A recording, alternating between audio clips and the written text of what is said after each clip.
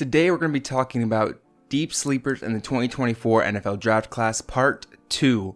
You guys really enjoyed Part 1, and I really enjoyed scouting the players for Part 1, so I wanted to scout some more players, a bunch more players, and see if any of these guys projected in Day 3, or players that aren't being projected at all to be drafted, are worth being talked about as potential deep sleepers. And some of these guys I wish I had in my original video, because some of these guys are amazing prospects to me, and I'm very excited to point out these guys to you and hopefully give you guys some advice on who your team should pick for the NFL draft. And as the Backseat General Manager, like I said last time, that's the most important thing that a GM can do, or one of the most important things a GM can do, is find some sleepers in the draft.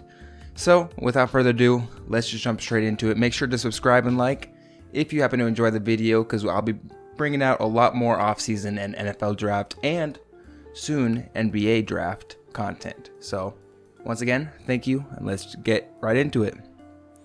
So number 1 here, we have Jaylen Wright, the running back out of Tennessee. Jaylen Wright, I really like his film. Now, he averaged 7.4 yards per carry last season. Phenomenal numbers, especially for an SEC running back against SEC talent. He's not a bulldozer, right? And he wasn't used much as a pass catcher. But to me, at the minimum, he could be a 2-down starter in the NFL. He is an amazing running back with the ball in his hands. Now, he's a really hard runner when he gets the football. He plays through the whistle. He plays hard with the football in his hands. And he's very, very fast. And he has great explosiveness. So if the offensive line is really good and creates an instant hole for him, he's going to take that either all the way or at least to the safety and, see if the safety can stop him or not. When the offensive line is crowded and when they aren't able to open up space for Jaylen Wright, he's really good at showing patience and waiting for, not overly waiting, but waiting enough for a hole to be open for him to run through. And if there's no hole that opens up in time, he knows when to cut his losses and not kind of run around like we see some running backs do. And he knows, all right, I'm just going to go gain a couple yards, worry about the next down, which I really like about him. Now, once he's past the offensive line, he's really good at slipping off tacklers. So gaining extra yards for the NFL, that's huge. And once he slips off tacklers and he's in more opened up space, he's really elusive.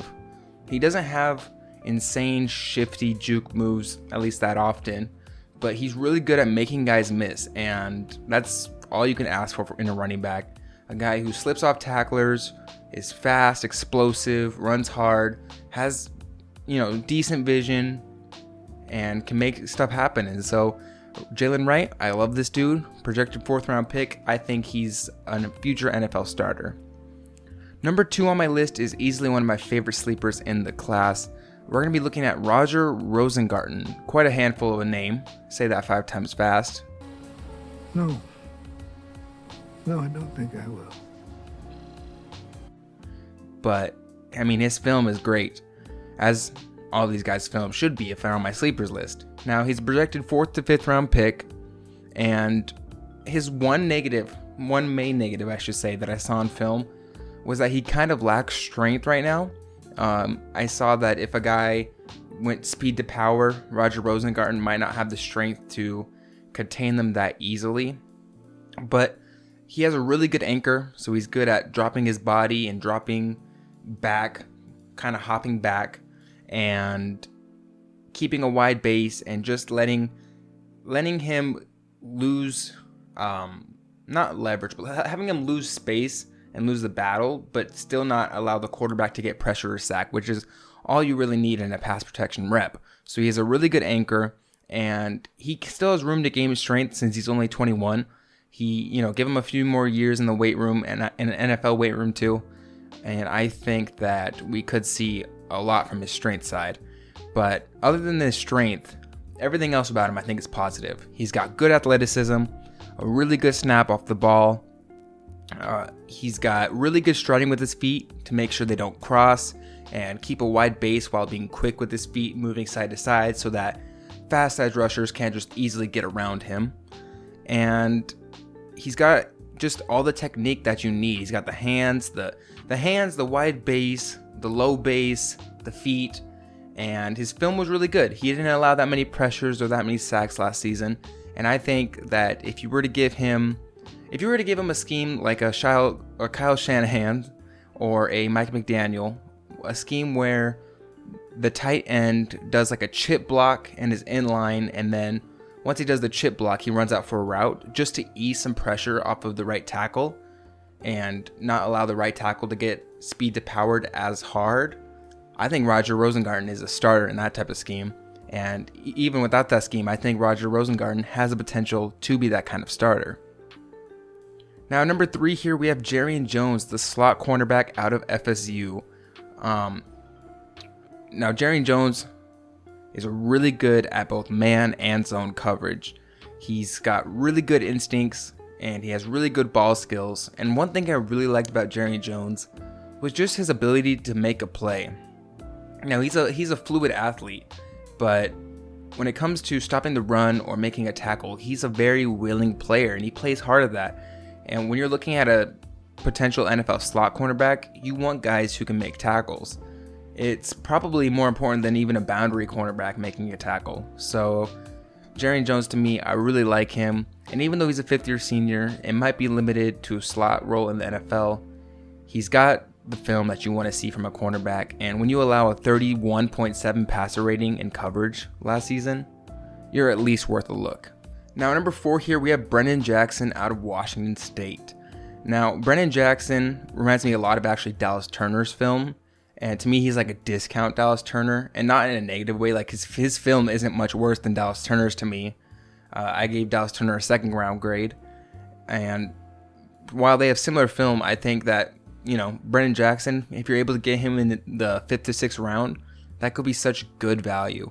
He's got, at the snap of the ball, he's got really good speed to power, and he has a solid get off too. So he gets off the line quick, and boom, he gets his hands on the offensive lineman and is able to push them back really quickly. He's got solid hand usage, so he's able to block shed pretty well. He has really good closing speed, and he's a very fluid athlete, which helps him kind of avoid offensive linemen a lot. He's also got a really high motor, and he does a really good job finishing plays. So he's not going to take that many reps off like some athletes will, and he's able to produce at least because of his motor. And one thing I really liked about Brennan Jackson is that when I saw Washington State play Arizona, he went against Jordan Morgan a lot, and I actually think that he got the better of Jordan Morgan. He had a really good game that game. And while, I might not love Jordan Morgan as much as the consensus, he's a projected late 1st to early 2nd round pick. And for Brennan Jackson to be able to probably win that game against Jordan Morgan, I think that's just shows how underrated of a player he is. Now, he does need to improve his tackling, and he does need to show a more consistent pass rush plan and needs more in his pass rush arsenal. But if he's able to learn that, I think he goes from a good depth piece at minimum to a for sure very, very solid NFL player. Now, number 5 here, we might have my NFL draft diamond of the entire class, and his name is Christian Boyd out of Northern Illinois. Now, Christian Boyd has just like Brennan Jackson, he has a really good get off with really good speed to power at the point of attack. But the difference between Brennan Jackson and Christian Boyd, other than one's an edge and one's an interior defensive lineman, is that Christian Boyd shows really solid pass rush moves. He has an extremely good rip move for such a big guy, but he's also shown like a swim move, he's shown a spin move, and while he could still learn more in that sense and learn more to improve his pass rush portfolio, he's really good at the moves that he already knows. And not to mention that he also had a higher PFF grade against the run than the pass. At least I believe he had a better grade against the run. He's really good at disengaging with his hands to stop the run. And you get a guy who's just really good against the pass and really good against the run. I think that guy is going to be a steal. And Christian Boyd is one of my favorite players in the entire class. Number 6 and 7 here are my two undrafted free agent projections that I think could be at minimum good depth pieces in the NFL. First up here, we have Brian Hudson, the center out of Louisville. Now, I'll be honest, offensive linemen, the ones who are projected late, almost always amount to nothing. It's hard to find, you can find cornerbacks or safeties or running backs late in the draft who become NFL stars, but offensive linemen, it's very rare to find those guys. But Brian Hudson to me is a guy who at minimum could be that good depth piece. He has pretty decent athleticism, so once he hikes the ball, he's able to be used in pull plays for zone running schemes, or he's able to climb to the second level and stop the linebacker. He's also just really good at opening holes for the running back, getting his body in the way so that the running back has a hole to run through between him and the guard. And he's good at blocking multiple guys too. So not only can he climb to the second level to get to the linebackers, but if the line is crowded, he does a good job at stopping the nose tackle, kind of pushing him out of the way, and then getting right to that next guy, even if it's not deep in the second level. Just that second block is so huge for the run game. And I think Brian Hudson is a really, really good run blocker. And he's a really solid pass blocker too. He's got good play strength, he's got good hand placement, and he plays through the whistle and plays pretty hard as well. Now, he does play high at times, so the leverage battle is sometimes lost, which we saw against Deone Walker, even though he still had a good game against Deone Walker, a potential first-round pick from Kentucky. And then he does need to get his hands up quicker. Once he snaps the ball, he kind of waits for the defensive lineman to get there and get his hands on Brian Hudson.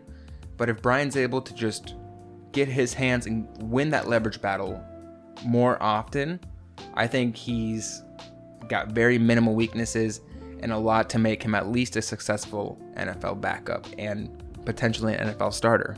At number 7 here, we have Trey Taylor from Air Force, one of my favorite undrafted free agents, projected at least, in the 2024 class. Now, the film of this guy was kind of hard to find because a lot of the teams that he play are like Navy and Army, teams that run 99% of the time. So I did see a lot of Trey Taylor against the run, but against the pass and man and zone coverage, I didn't see quite as much from Trey Taylor. But when I did see it, I have to say it was pretty good.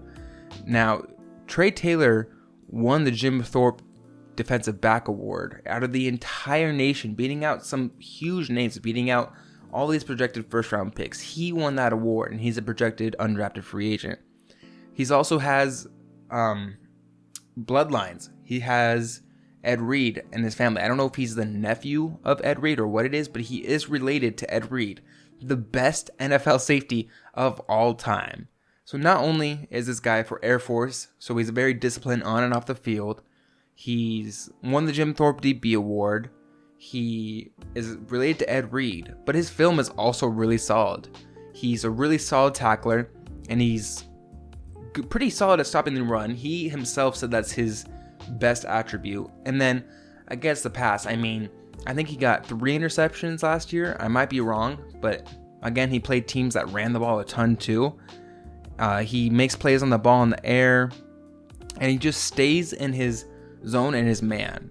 Now, he only allowed 47.0 passer rating last season, and he had an 87.2 coverage grade. And this guy's run stopping ability might even be better than that. So, to me, I don't know why Trey Taylor's a projected undrafted free agent, but get this guy on your team. He's definitely worth picking up, at least in the 7th round or undrafted at the minimum. And to me, Trey Taylor could end up being an actual, genuine NFL starter. So those are my 7 deep sleepers, along with the 6 from last time. Make sure you check out that video if you haven't already. Just make sure to subscribe and like, and I'll see you next time.